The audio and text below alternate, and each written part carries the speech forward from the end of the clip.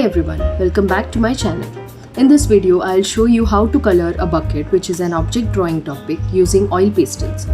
This is important for elementary and intermediate students because you'll often need to use oil pastels in your exam. You can use these techniques I have shown in this video. I've given step-by-step instructions, so make sure to watch the whole video and don't skip ahead. This topic was requested by many students and parents, so I hope it helps you with your preparation for the examination. If you want me to cover any other topics, let me know in the comment section. Let's get started. To draw a bucket, start by drawing a rectangle. Divide it vertically into two equal parts by drawing a line in the center. This will help you keep both sides the same. Now divide the rectangle horizontally, but make sure the top part is smaller. This top part will be the open area of the bucket. After this, begin drawing the shape of the bucket, keeping it symmetrical. Make sure the shape is clear and avoid adding any extra lines. For your exam, you'll have 2.5 hours to complete your drawing and coloring. Make sure there are no color stains on the white paper. The exam topic will be object drawing with a few objects to draw. For intermediate students, it's called still life and includes cloth, that is drapery. For elementary students, it's just objects without cloth. You need to draw the objects and color them with oil pastels. The colors should be vibrant and don't forget to color the cast shadow of the object. The rest of the paper should stay white, so keep it neat and tidy.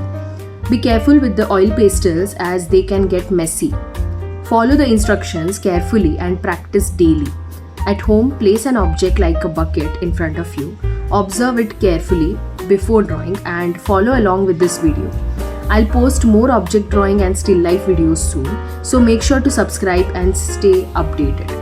If you're ready to practice now, grab an A4 size cartridge paper, a pencil and your oil pastels and start drawing with me. Just do it right now. Sorry, I can be a little persuasive sometimes, but this is really important. Think of me as your friend, teacher or guide, whatever works for you, but please listen carefully. You need to practice this right now. Do it every day until your exams and you'll do great in the examination.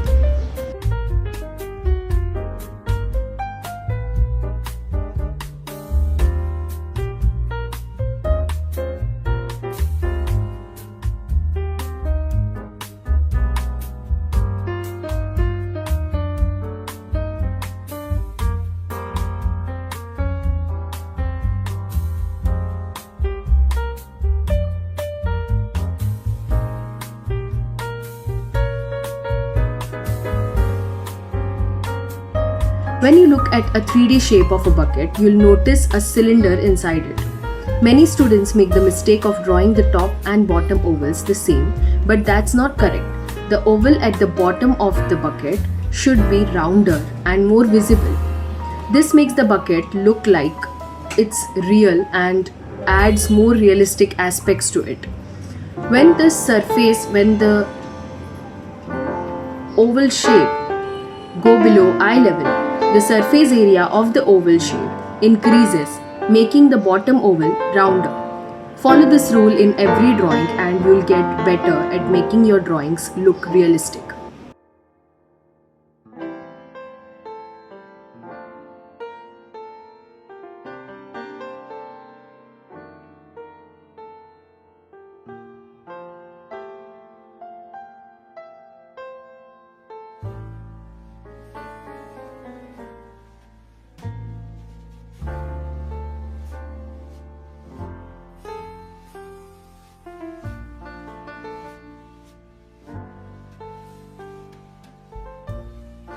Now watch how I add the details to the bucket in the drawing. When drawing the handle, there is a little technique you can use to make it accurate and realistic. Don't draw the shape right away. First, mark the top part of the handle where it starts. Then draw a line to the opposite side of the bucket. From there, draw an arc for the handle. This is the technique to follow. After that, you can add more details and then start coloring.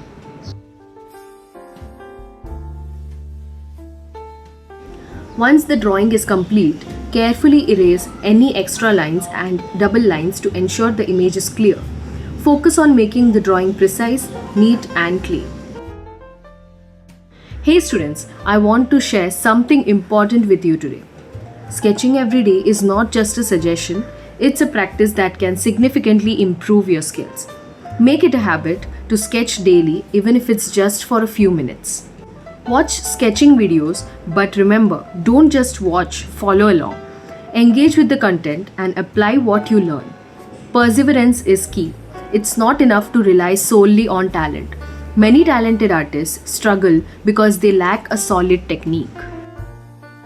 You might wonder why, after putting in so much hard work, you're not seeing the results you desire. The answer often lies in understanding that skills are just one part of the equation. You need strategies and tactics to truly excel. Don't underestimate the importance of rules and techniques taught by experienced teachers. These foundations are critical. Just being skilled isn't enough. You need to combine that skill with effective strategies to reach your goals. So, take your practice seriously, embrace the techniques you learn, follow the advice of your mentors, and don't take shortcuts. Consistent practice and strategic approach will set you on the path to success. Remember, it's not just about talent, it's about how you apply that talent through dedication and smart work.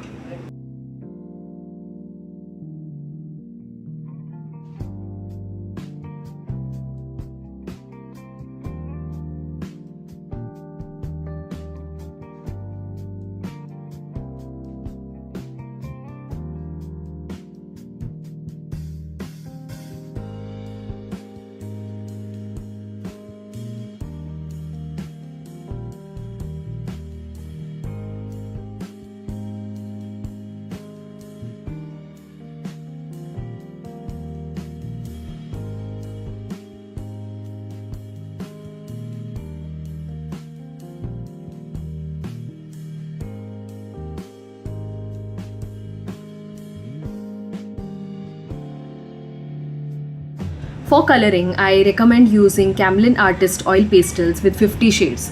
While you can certainly achieve beautiful results with just 24 shades, having 50 gives you access to a wider variety of colors.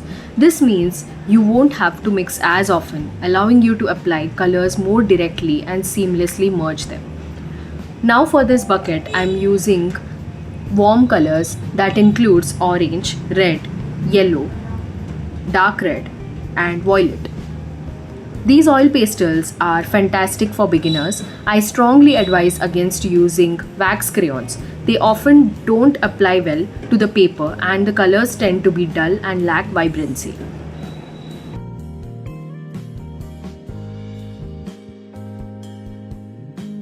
I have shared all the color names in the video, so make sure to watch it completely and pay attention. It's important that you observe the entire process. I want you to observe and follow along as I color.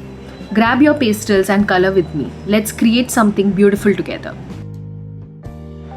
Now, let's make sure your drawing of the bucket includes all the essential elements: light, middle tone, shadow, and reflection. For the light, I used orange. For the middle tone, I went with red since the bucket itself is red. For the shadows, I used violet. Just remember, don't apply it too heavily, it should blend nicely with the red. For the reflection, I also used orange, and for the highlights, I applied yellow. Make sure to incorporate all these tones to give your bucket depth and dimension. Let's bring it to life.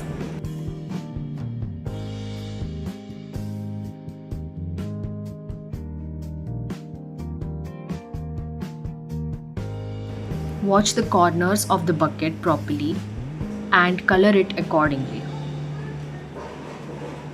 Your white paper should remain white till the end of the exam.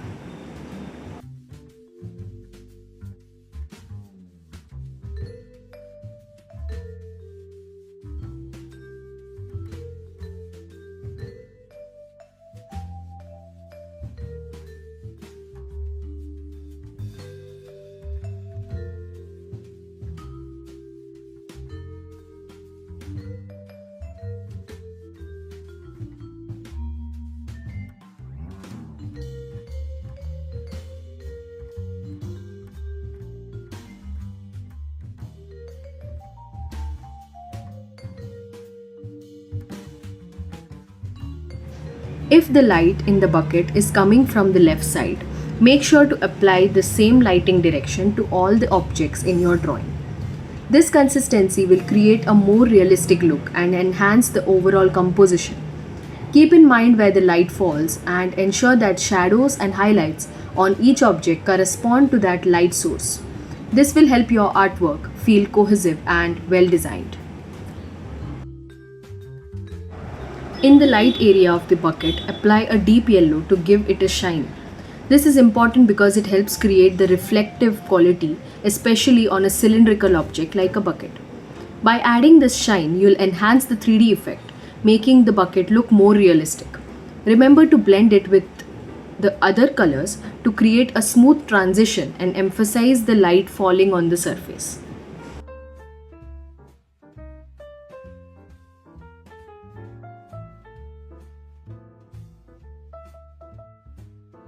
Now, let's focus on the shadow area. I have started with a deep red color for the base. Applying violet directly without a base will give you a fresh bright violet that won't look as good. Instead, I want to achieve a darker tone of red. So, I layer the deep red first and then apply the violet on top. This technique of merging two colors by layering them is crucial. Avoid using your finger to blend. This is not the right technique. The goal of coloring is to showcase the material and demonstrate your understanding of how to use it effectively. Using proper techniques will highlight your skills and make your artwork more beautiful and realistic. This approach will also reflect well in your examinations, showing the effort and thought you have put into your work. So remember, layering colors is the way to go for achieving depth and dimension. Now, let's work on the reflection. I start by applying orange to create a bright base, followed by a bit of red to add depth and make it look smoother. This layering technique helps achieve a nice gradient effect. Giving the reflection of a bright base is essential for creating a seamless layer by layer coloring that maintains harmony in your artwork. It's important that all the colors look like a cohesive family rather than appearing disconnected. To keep everything within the warm color palette, I have also added violet on top of the red. This way, it stays within the family of red tones and doesn't stand out as a solo color. Instead, it complements the warm colors, contributing to a unified and visually appealing composition. After applying the violet color, it's important to blend it with the red. This blending will help create a smooth transition between the colors, ensuring that the violet doesn't just pop out harshly from the bucket. By blending, you'll achieve a gradual shift in color, making the shadow look more natural and cohesive. This subtle transition is key to giving your artwork a polished and professional appearance, enhancing the overall depth of the bucket. Now follow the same instructions for the remaining parts of the bucket. Apply the colors as we discussed. Start with the base colors, then layer the shadows and reflections, ensuring you blend them smoothly. Remember to keep the transitions gradual, just like we did with the violet and red. This consistency in technique will help maintain harmony throughout your entire drawing. Take your time and color each section accordingly to achieve that beautiful look we are aiming for. Let's keep going.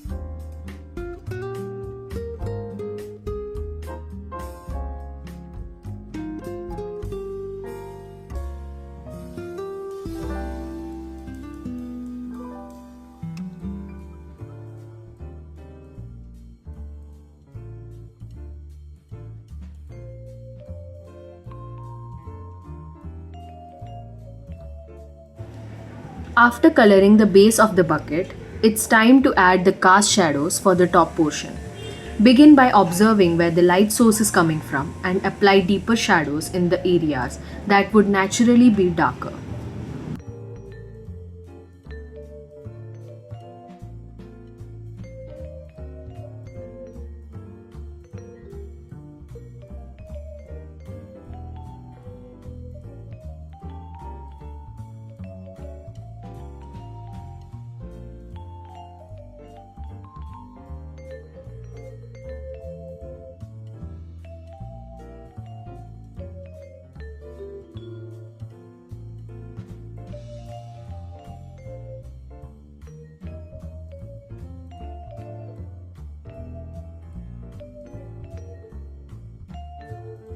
For the handle of the bucket, I have used grey color. This gives it a nice metallic look. When coloring the shadow part of the handle, I applied black directly. However, be very careful with black. It's a powerful color that can easily overpower your drawing if not used properly. I recommend using the corner of the crayon to apply it lightly and precisely. I have also used grey and black color for the cast shadow of the entire object.